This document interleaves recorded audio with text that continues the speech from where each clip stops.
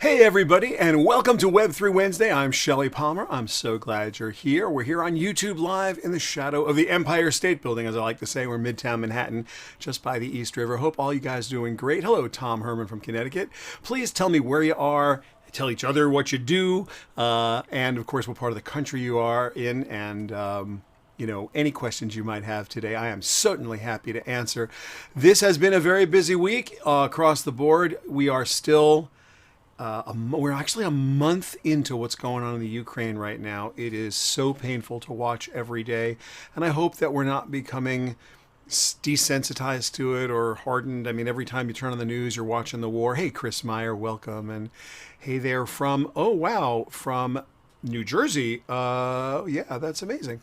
Welcome. New Jersey, Las Vegas. We've got Connecticut. We've got Justin from Kansas. Oh, wow. I don't think I'm in Kansas anymore. Welcome, everyone. Thank you. Just tell each other who you are, where you are, what you do, and let's get the chat going. Of course, it's Ask Me Anything. Welcome to Web3 Wednesday. I said, hi, Frank Quinn. I hope we are not getting desensitized to what's going on in the Ukraine. It was really interesting.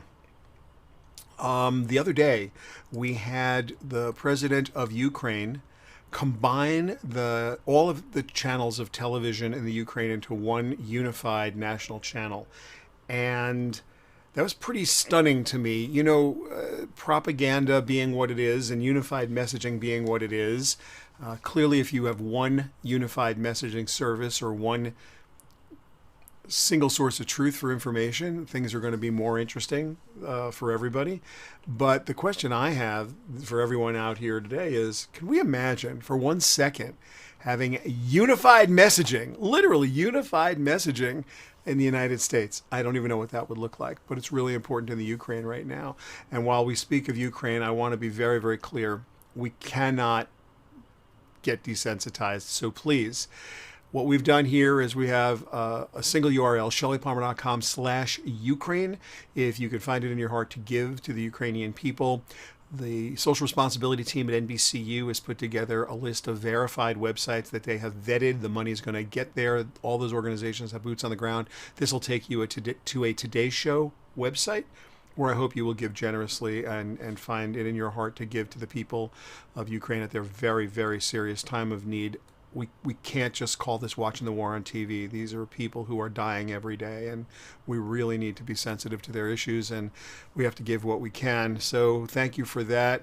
Hey there, Marvin. Hi, Rebecca Shalom. Welcome. And Chris Hillier from Toronto. Welcome. San Jose, west side of Manhattan, Upper West Side. Yeah, UWS. Glad you're all here. So look, today is a busy, busy day. I just want to, you'll notice that in the bottom here, we have discord.gg/Shelly Palmer. You know, we have a private social network called PGX, and we shut that down a couple weeks ago and moved everybody over to Discord. You can go there at discord.gg/Shelly Palmer. It's our Discord server. The conversation is there. I know a lot of you have signed on. Thank you very much for doing that. I'm very happy you did it. Now you have to, keep the conversation going, because without talking about it, it doesn't really work. So you got to get on Discord. Now, it is a messaging server, right? It's a chat server, and you just leave it open all day. It's just really fun. Howard Hominoff, welcome. Glad you're here. And E. Fern Glemby, located in New Jersey, hoping to launch an NFT. Everyone's hoping to launch an NFT. There was a pretty funny story last week about someone who was hoping to launch an NFT, actually about a fairly significant NFT group. I called it a NF teachable moment, which probably is just a straight up teachable moment. This is one of the funny, not funny stories about NFTs I've seen in the last little bit. So let's talk about this for a second. This is an Ether Rock. For those of you who don't know what Ether Rocks are, they are NFTs. It's a bunch of NFTs, and they look like that. So anyway, somebody was going to sell their Ether Rock for $1.2 million, but instead they sold it for 0.0012 cents, because instead of putting the sale price in ETH, which is ETH, they put it in Wei, which are the smallest units that you can imagine of Ethereum's Ether. So instead of it being $1.2 million, you move the decimal point a few places, it was 0.0012 cents, and it got sold. That was $1 million vaporized. Oh, I think people are asking to see the Ether Rock again. This is, wait, there it is. Wait for it. That's an Ether Rock. The background is mine. They usually are just on white. You're thinking, wow, that looks like nothing. Oh, I'm not going to go there. But what I will tell you is that the mistake made here was pretty significant. Most of the errors that people make when they get hacked or when something stupid happens are human errors. So how did you make the mistake of Wei or Gwei or ETH? It's a fairly easy mistake to make if you're not paying attention. So you are the security guard, you are the Tower of London, you are the safe, you are the accountant, you are in charge of the transactions. You just have to be on top of that. Hello, Alicia, welcome. And Chris Meyer, glad you're here. What are you saying here? Oh, thanks for the links. Yes, I'm glad. Lisa Ferris, welcome. And Charlie from Detroit, glad you're here. Steve Grubbs, glad you're here too from Rowayton, Connecticut. What a nice crowd today. Talk amongst yourselves. Say hi to me. Ask me anything. What's an Ether? This is the question of the hour. Yeah, I guess this is the right question. What is an Ether Rock? Yeah, okay. Well, Roger R., thank you for that question. It's an NFT. It's an NFT collection. They all look a lot alike. By the way, there are plenty of fake Ether Rocks, and you're going to wonder what's the difference between a real Ether Rock and a fake Ether Rock. Well, let's have a look one more time at what an Ether Rock might look like. Hold on, we'll just get you back here. Could you tell if that was real or fake? I can't tell if that's a real one or a fake one. Although I happen to know that's Ether Rock number 44, the one that sold for 0.0012 cents as opposed to $1 million. So yeah, I can kind of do that. If you're interested in learning a little bit more about how to do that, shameless plug for the book, because I always do the shameless plug for the book. Let's get it out of the way. It's called Blockchain. It's on Amazon. It's a #1 bestseller, blah, blah, blah. Most important thing about this is go to shellypalmer.com/blockchain, where you will find a whole bunch of free resources that you can use to learn about this so that you don't sell your $1 million NFT for 1.2 cents, because it's not great when you do that. It just isn't. Nothing good's going to happen. Speaking of craziness in the world of crypto, this week, Bored Ape Yacht Club, probably the most popular, or I think now second highest market cap by volume, but one of the most popular generative NFT collections, Bored Ape Yacht Club. They created a cryptocurrency, and they're talking about doing a DAO. So Yuga Labs took its next step. They were building a broader media empire, and everybody is trying to get into this. What, realistically, what is Bored Ape Yacht Club, and why does anyone care, and why is it $1 million for some apes? And the cheapest one I think I saw this morning was about 350 grand. I mean, they're fairly expensive. And there are some that are over $1 million. Apparently Jimmy Kimmel has some, and some other stars have some. So that must mean something to somebody. We have a question here. And please send your questions in. We'll put them in chat. What does it say? I'm sick of hearing about bored apes. Is there some other example of it? Thank you, Ted R. Ted R., thank you for that. Yes, there are plenty of other generative NFTs that are not bored apes. CryptoPunks, Catbotica, the one we're involved in, not shilling for them one way or the other. There are so many. Go to OpenSea, look up or go online and look for the top 10, if you will, generative NFT collections. I think any of that stuff is going to, you'll see a bunch of things that aren't bored apes. But what I want you to think about, the most important thing to think about, this is a new kind of media brand. It's not, I'm sorry, that's the wrong way to say that. This is a new media brand, and it just happens to be leveraging this technology for distribution. I'll say that again. This is just a media brand, relatively new, and it just happens to be leveraging this technology for distribution. So if you think about a media brand, Marvel Comics or DC Comics, or if you want to go even more granular, the Star Trek franchise or the Star Wars franchise or Harry Potter, each of these have become multi channel media brands. There are Harry Potter books, which is where it all started. Harry Potter movies, which are amazing. Harry Potter merchandise, etc., etc. No one needs to tell any of you how one line extends across a media brand. So Bored Ape Yacht Club, and sorry, Roger R. for talking about that. Oh, yeah, Ted R. Sorry, Ted, for just using Bored Apes as an example. I apologize, but it's a good example. Look, should there be a Bored Apes TV show? Should there be a Bored Apes T-shirt? Should there be a Bored Apes game board game board game? Maybe not. But the way I look at this is simply and only another distribution tool for a media brand. And these are storytellers. There's a story of Bored Apes. You may like that story. You may not like that story. You may believe in the future of the NFT's value or not. What this tool set does, and I think it's important to understand. When I say tool set, I mean blockchain, the cryptocurrency that is now associated with Bored Apes, their Apecoin, the NFTs themselves, which are smart contracts. What this does is it directly securitizes the media brand. So think about that for a second. If I have a publishing catalog, which I do, a music catalog, some of you who sign on a little early get to hear some of the music I've written over the years for television. Some of those are for fairly long-term franchises. Regis and Kathy Lee became Regis and Kelly became, now it's Kelly and Ryan. I've augmented that song and changed it over the last 20 some odd years, but I've written the theme for that song for years and years and years and years. A theme for that TV show for years and years and years and years. That's a brand. When I think about publishing catalogs, you see like the Bob Dylan catalog or the Beatles catalog being securitized. People will sell the access to their royalty stream at a discount. So if you're Bob Dylan and you know you're going to be picking up X million dollars a year in public performance royalties and possibly some additional money in sync licenses, you can sell that to a venture capitalist or private equity firm or somebody or bank or anybody who's willing to take the future value of that and say, well, you know, it may be worth $1 million a year. I will give you, and I think it's going to last another 20 years, life of the composer plus whatever the end of the copyright is, you know, so I have 100 years, I'm making this up, worth of decent income.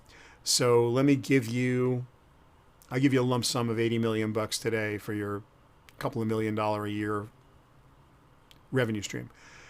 The average person is like, well, you know, I'm a certain age. I'd take that money right now. Maybe I'll put it to better use. I don't have to wait for it, right? I get a big lump sum of money. So people securitize stuff all the time. So Bored Apes is being securitized right now directly to the consumer using blockchain and smart contracts. And they're using cryptocurrencies like ETH right now, and people are swapping for other cryptocurrencies and swapping the Bored Apes, and they're using some stable coins like USDC or USDT to move these Bored Apes around. But now the guys at the Bored Ape Yacht Club is like, you know what? We probably could create a utility coin. We'll call it Apecoin, and we'll see if that's going to be a better way to transfer value in and around our Bored Apes. It's interesting. So here's a media brand that's directly securitized, as opposed to waiting until someone decides to pay, I'm George Lucas and Disney decides to pay me $4 billion in a lump for the rights to 100% of my Star Wars intellectual property. Okay, could Lucas have held on to that stuff and directly monetize it over time if every single person that ever touched Star Wars touched it through a smart contract that he had a piece of later in life? So every time something changed hands, every time something moved, every time some transaction occurred, it was accretive to Lucasfilm? That's interesting.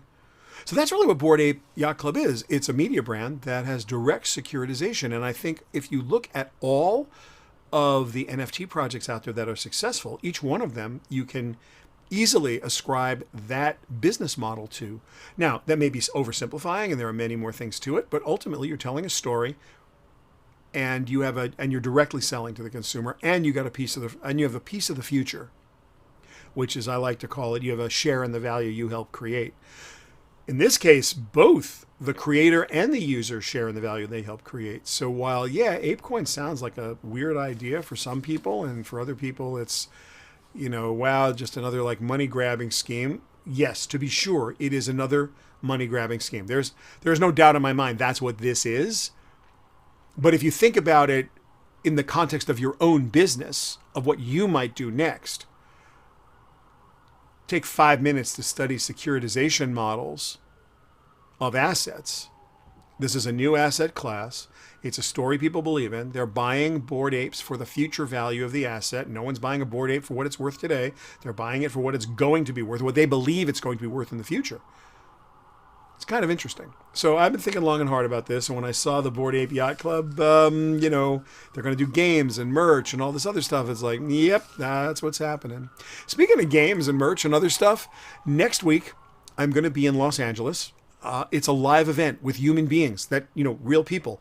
It'll be my second actual real live place that I'm going to go and speak. So I'm super excited to go and be with human beings and interact in this hopefully post-COVID world. NFTLA is happening at LA Live downtown in Los Angeles from the 28th to the 31st of March. I am hosting and moderating the Jiho, who is the CEO of Axie Infinity. So he and I will do the opening fireside chat 9:30 on Tuesday morning. And I'm followed by Shira Lazar, who's going to interview Mark Cuban, which should be fantastic. If you kind of remember, I was just showing off the book, talking about the book. Well, Mark is the cover quote on the book. He's a good friend. He's a cover quote on one of my first books, too. So I'm excited to hear what he has to say. And he's pretty big in the NFT world and in the crypto world. He's quite an advocate. And I'm excited to hear what Mark has to say. Shira is always entertaining. And then in the afternoon, I will be interviewing another fireside chat in the afternoon. I think it's at 3:30 in the afternoon Pacific time. Yatsu, who is the CEO of Animoca Brands. So I'm super excited about that. I've got, two giant CEOs, the president of Axie Infinity, probably the most popular and profitable play-to-earn game. And then, of course, it's owned by Animoca. So Yat and I will talk about that. And, not just that, but where all this works and what's going to really happen and his vision for the future, which I'm super excited to learn about and to help people. I'll ask some questions and we'll just have a good conversation. The next day, there's some breakout sessions. I'm hosting and moderating a few of those. And then Thursday of that week, I think I also have some hosting and moderating duties from the main stage. So I'm going to be there. I'm excited. I hope a lot of you will join me out there. Those who are in LA, if you're in the entertainment business, come on down. It should be amazing. There'll be some incredible parties. The website's pretty good. It's NFTLA.live. I'm not financially involved with this in any way, but it's put on by two wonderful people who do a podcast I really like called The Edge of NFT, Jeff and Josh. So these guys do a really nice podcast. They've gotten together and I think they're working really hard trying to make this awesome, and I have a lot of faith in them. I think they're going to do a great job. I know they are, so I've decided to help them out by going down to moderate. So if you're in Los Angeles next week, Tuesday, Wednesday, Thursday, look me up. Come on down. We're going to have all kinds of fun. I'm really, really, really looking forward to it. So, please join us. Let's see what we have here. Oh, securitize. Chris, what is this question? Let's see. This is from Chris H. So why aren't people trying to securitize anything more than pictures of apes, etc., e.g., why not a film? Well, okay, that's a great question. That is truly a great question. So let's talk about that for a second. And there are lots of projects that are securitization projects. Many of them have taken the form of DAOs, decentralized autonomous organizations, basically a Discord server or a Twitter account with a shared wallet. You get a lot of people together who are into something like buying a house, or one of the ones I saw, and I'm forgetting the name of this DAO. I got to look it up. Maybe I can do that while I'm doing this right now for you. There are very few famous violins, violas, and celli from Stradivari and Guarneri. These are very old, 300-year-old instruments that are rare and are amazing.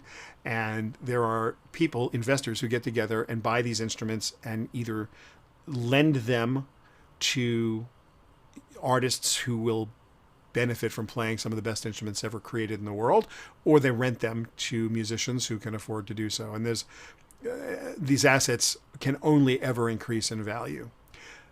There is a DAO that I was invited to join that's trying to go and buy a bunch of these instruments so that they can lend them to deserving young musicians and just sell shares of the increase in value of the instruments. These instruments are generally priceless, except they're not priceless. They're just worth millions and millions of dollars. So I've seen a bunch of projects, interesting projects. There's someone doing the same thing with antique cars. It's a bunch of different securitization. And the reason I think you haven't seen it with publishing yet is that those deals, I think, come under regulation, that financial regulation. I'm not sure you can do an equities deal like that without the SEC register, without the regulation being involved. Could be wrong about that. I've had publishing companies have offered me money for my publishing catalog with no SEC involvement, but I'm not sure you could. That's a single entity doing a single deal. I'm not sure you could offer a share in that catalog's benefit without calling that a security, because that does not pass the Howey test in any way. So that may be why you haven't seen securitization, NFT securitization, or DAO securitization of existing publishing catalogs, because I think that would be SEC regulated. You could check me on that. I'm 90% sure I'm right. All right. David Libby, hey. Stephen Sobel, hey. Great to see you. Great to see you. John Alvarez, hey, welcome. And Sheila Buckley, welcome. Wow, what a nice crowd today. So great. So great. All right. Let's, what are we doing here? Oh, while we're talking about this, let's talk about the FASB. That's the Financial Accounting Standards Board. They're the nice people who are in charge of GAAP. And you don't know what GAAP is? That's okay. Most people don't. That's generally accepted accounting principles. That's the rules your accountant follows to basically do your accounting, to account for your business and file your taxes with. And those are the rules that are generally accepted by the accounting profession. And the FASB sets that. Well, they have no plans right now to do anything but review NFTs. They're not going to go deep. They're just going to have a look. So if you're wondering how the IRS is going to treat your NFTs, keep wondering, because the accountants don't know how they're going to do it. Oops. This is a little bit crazy. I mean, this is just really, to me, I'm looking at this, I'm staring at the page, I still can't believe it. If you think about it, NFTs can be copyrighted material, right? The intellectual property an NFT represents can be copyrighted material. That falls under a bunch of different things. It's an intangible asset. Is it a security if it's an intangible asset? It could, there's all kinds of, how would you depreciate it if you own it? Is it subject to depreciation? Would you amortize it? Would you expense it? Is it just a new asset class? I've had every accountant tell me something different. I don't see this as a subject that is going to get worked out anytime soon. Oh, and by the way, every accountant I speak to tells me something else, and now I know why. They're the standards bureau, that the standards committee that deals with this, is not dealing with it. Here's an interesting question. Thomas P. Wait, what is this? I think I have a slide for this. Wait 1 second. This is cool. You asked a question. Do I use a password manager? Why? Wow. I was on Fox this week, the normal Fox 5 hit, and I was talking about password managers. Do I use one? Yeah, I do, actually. Thanks for asking. I guess that's because of this week's video. Yeah, wait, I might have a picture here. I just got to call it up real quick. Give me a second. I wasn't prepared to answer that question, but I got this cool chart. I'm just 2 clicks away from it. Give me 1 second. Here we go. Yeah, all right, cool chart. So, why you must use a password manager. I just got that up. I don't know if you guys can see. That's like really tiny type. So earlier last week, there was an article that came out. I want to say it was CNBC, but it might have been the Journal, and they all might have been reporting on something else. But apparently, if your password is under 8 characters, you're talking seconds to minutes to crack it. It's instantly crackable if it's just letters or numbers, and even if it's mixed up, it's not much. So we've always known that a long password is a strong password. And it turns out that a super long password, it'll take an 8-character super caps, lowercase, special characters, numbers, put all that together, you're talking at most 40 minutes for a modern computer to crack. So that's no security whatsoever. If you get it up to like 10 characters from 8, it goes from 40 minutes to 5 months. If you get it from 10 to 12 characters, it goes from 5 months to crack it, brute force. Brute force meaning computer trying everything, to 3,000 years, which is amazing. And then if you go from 12 to 14 characters, instead of, if it's 12 characters, it takes you 3,000 years to crack it. At 14 characters, this is all mixed, right? Caps, lowercase, numbers, and special characters. It'll take you 16 million years with current computer technology. At 16 character of complexity, length, just pure length, caps, lowercase, numbers, and special characters. 16 characters long, 92 billion years to brute force crack. And wait for it, this is my favorite. It's the lower right. I don't know if you can see it. It's the lower right little green box. If you have an 18-character mixed password of caps, lowercase, numbers, and special characters, 438 trillion years to crack under a brute force algorithm. So what this says to me is just go long and strong. Like, yeah. So do I use a password manager was the quick question before. And the answer is I do use a password manager. Which one do I use? Well, I use 1Password and some places. And in other places, and you say, how could you possibly use more than one? And the answer is I do, for security reasons. I like Google's built-in password gobbledygook. I like Apple's built-in gobbledygook, and depending on which device I'm on, I try to keep my attackers guessing as to what password manager I might be using. LastPass is another one that people like. I've had some experience with it. It's, good. There are others. I'm not shilling for any of them. I don't have any financial interest in any of them. I don't have affiliate links in any of them. So it's not that I'm here to push in any way. They all have free versions. Bitwarden, I think there's another one. Dashlane is one that I've used in the past. 1Password and LastPass, those are the two super popular ones. And to be fair, the free versions inside of Google are really good. They'll put up a gobbledygook password and it'll remember it for you. And then you just have to have a super long, strong password into your Google world. And if you do that, then you've got a shot. Most people don't get hacked by having their password cracked. It's not generally what happens. What generally happens, is you get socially engineered out of your password. Someone will they'll either buy it on the dark web, in which case you had no chance no matter what, or they'll buy it on the dark web in a pool of like stolen passwords, which happens all the time that there's nothing you can do about. What you'll see is someone will send you an email that says you'll get 2 free tickets to Star Wars or Premiere or something, and then you're doomed. That's the end of it at that point. You're in serious trouble. Let's see, David Goldsmith, to your point, I heard on a crypto webinar last night, Snoop Dogg took down 44 million in direct sales on a new remix. Yeah, right after the Super Bowl. Yeah. There are some musicians, again, if you've got a community of passion, which he does, around what he does, which that works, they are willing to directly invest and they're willing to participate. So how good is the belief system around Snoop Dogg? Apparently it's $44 million good right now, which is pretty straight.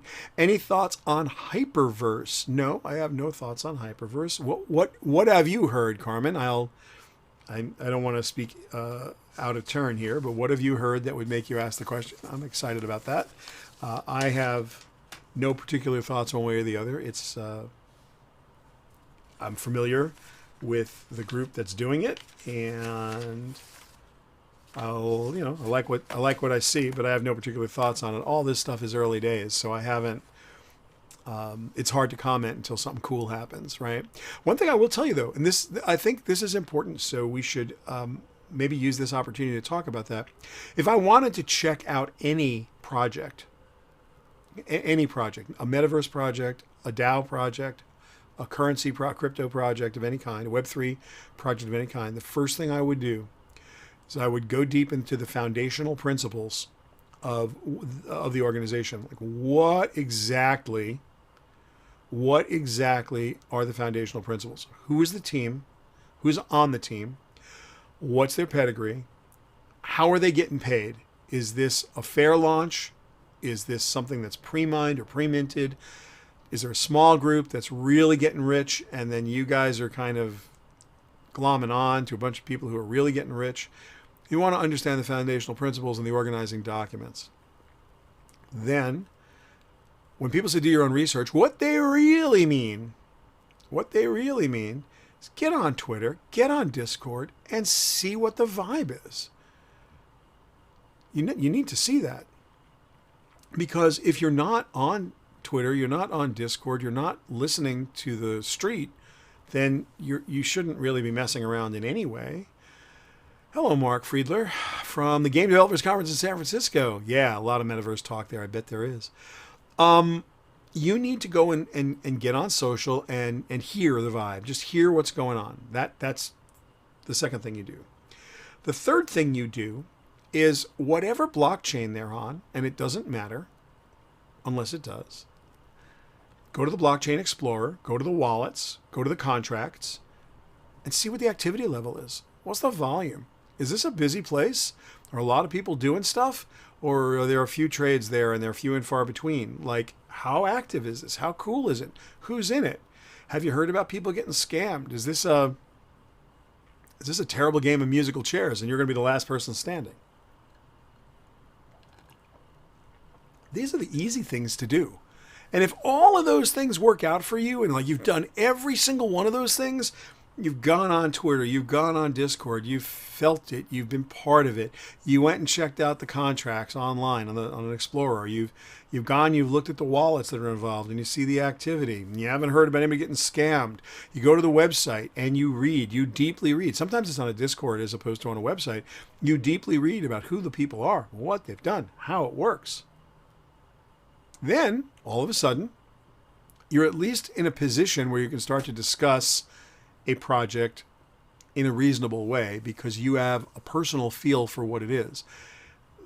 There's no substitute for this. Now, can you go to a trusted friend, Uncle Vinny, the car expert in the family who's going to make sure that the Ford dealer doesn't rip you off? Unless Uncle Vinny is a pretty serious crypto investor with 5 years, 7 years in the game and a crypto wallet with 8 figures of value in there that's still there, and he's writing a newsletter every week about who's who and what's what. Unless that's what Uncle Vinny does or whatever. No, there is no Uncle Vinny in the crypto business in anybody's family that I'm aware of. No, nobody. So you just gotta do your own thing. And everybody's saying, that's the most disingenuous. It is the most disingenuous thing you could ever say to somebody. Do your own research. But every time someone asks me something, Carmen, like, what are my thoughts on X? I turn it right around and say, what are your thoughts? Because I don't give financial advice. I'm not a licensed financial advisor. This show is for your information and entertainment. I'm supposed to say that. But even if I did give financial advice, you'd be an idiot for taking it. No, not you, Carmen, but I mean anybody would be an idiot for taking it. You don't want to know what I think. You want to know what you think. Then, in a cocktail conversation with people who are in the space, bring it up and say, hey, I'm thinking about making an investment in blank. What do you think about that? And if that's cool, and people are going, oh, yeah, I know so-and-so. Hey, but do you know this person? Do you know that person who's involved with this project?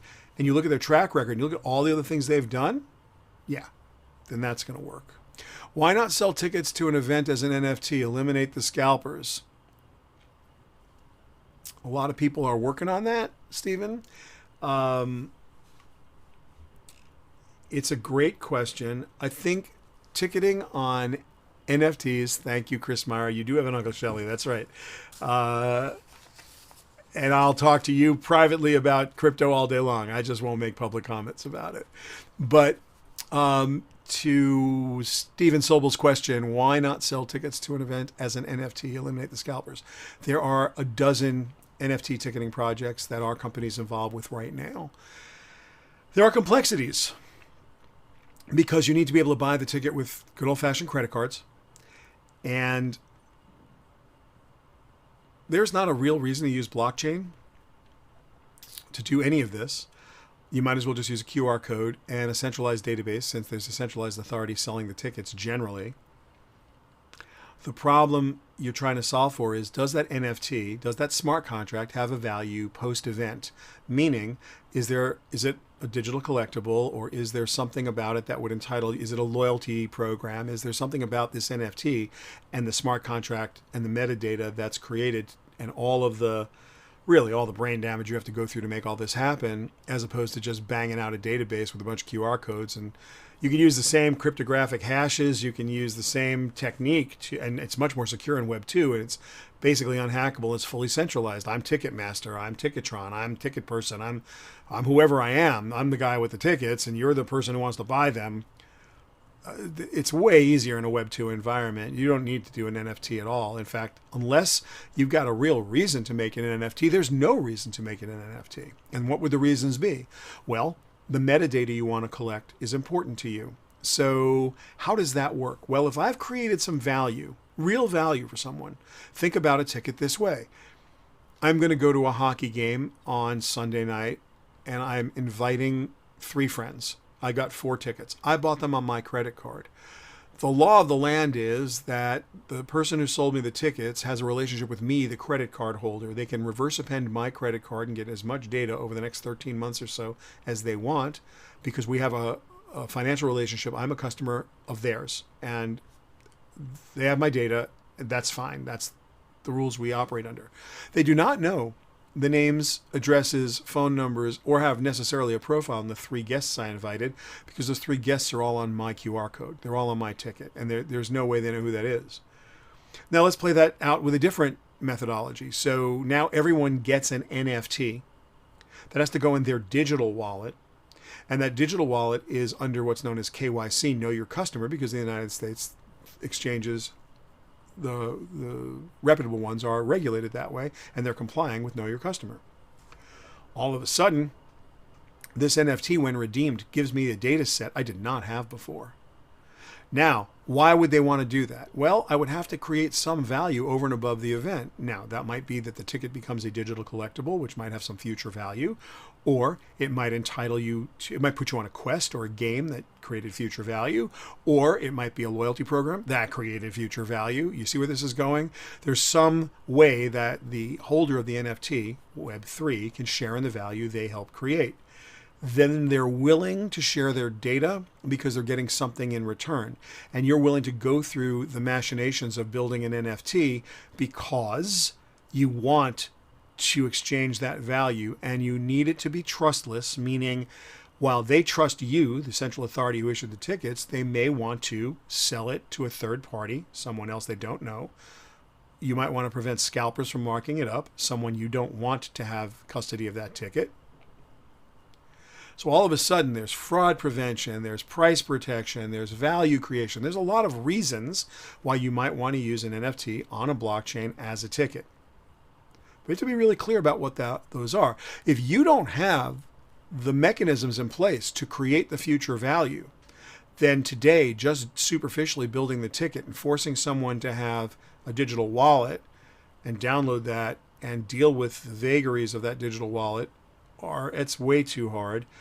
The Apple Wallet won't take it. It's much easier to send a digital ticket, like an airline ticket or something, that'll go in your Apple Wallet or your Google Play Wallet, or your Google Wallet or your Samsung Wallet, and that your Android Wallet. That is a better consumer experience. So I have to balance what I'm going to do with my consumers and what the fan journey or the audience journey or the consumer journey is.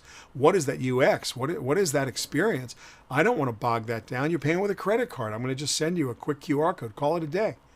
It's really easy.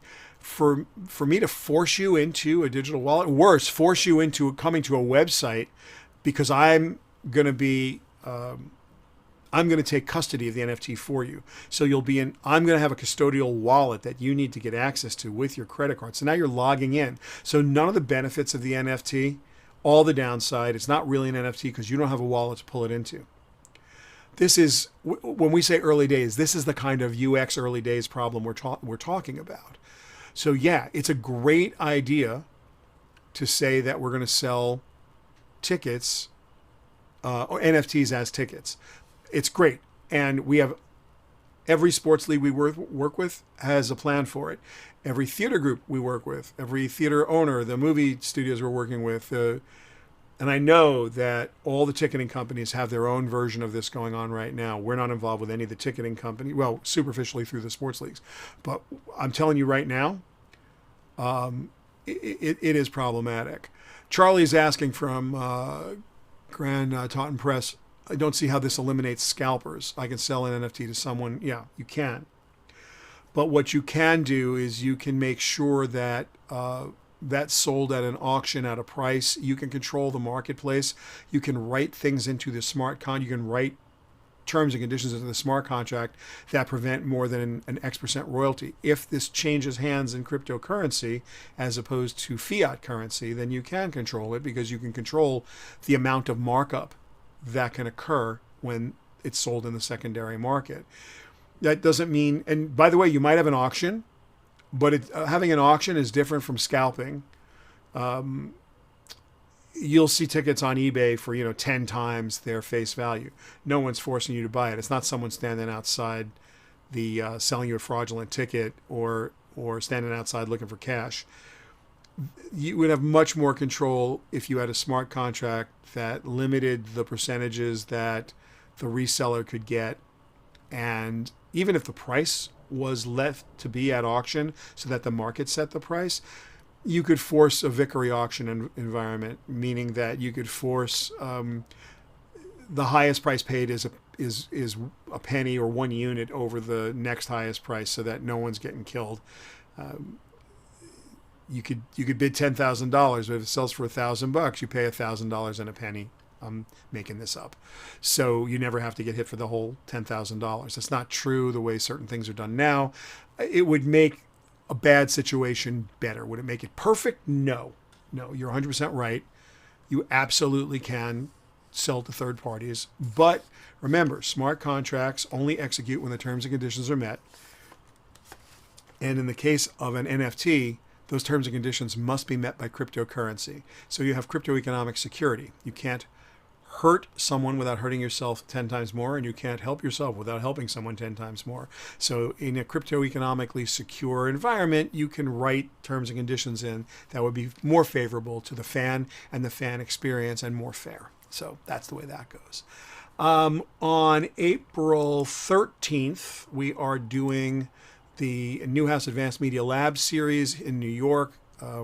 Send me an email, Shelly@shellypalmer.com, and I will send you information about it. We'll start promoting this at the end of the month. Again, I'm going to be at NFTLA next week. I don't know that we're going to do this next week. If I can figure out a way to do it live from LA Live, I will, but I think I might be on stage when we're supposed to do this. So I might not be able to do Web3 Wednesday next week. But one way or the other, if you're in Los Angeles, please join me. It might be sold out. If it is, reach out. Again, you can find me at Shelly@shellypalmer.com. You guys all know that, but that's that's the easiest way to find me is just to send me an email. If you guys can remember, if you could potentially, if you wouldn't mind, I'm just begging you a little bit, if you'd be kind enough to hit us up on Discord. I'd love it if you were with me, discussing this stuff. Direct message me on Discord or just come out to the server, discord.gg/ShellyPalmer. That'd be super awesome. I'd really appreciate it. So look, if there are any other questions or if there's anything else you guys are, want to know, you can always reach out via email. As you know, this is my favorite time of the week. I love spending time with you, and I really appreciate everybody being here today. So have a fabulous week, a fabulous weekend. Stay safe, support the Ukraine, try not to get COVID, and I look forward to seeing you in Los Angeles at NFTLA. Take care, everyone.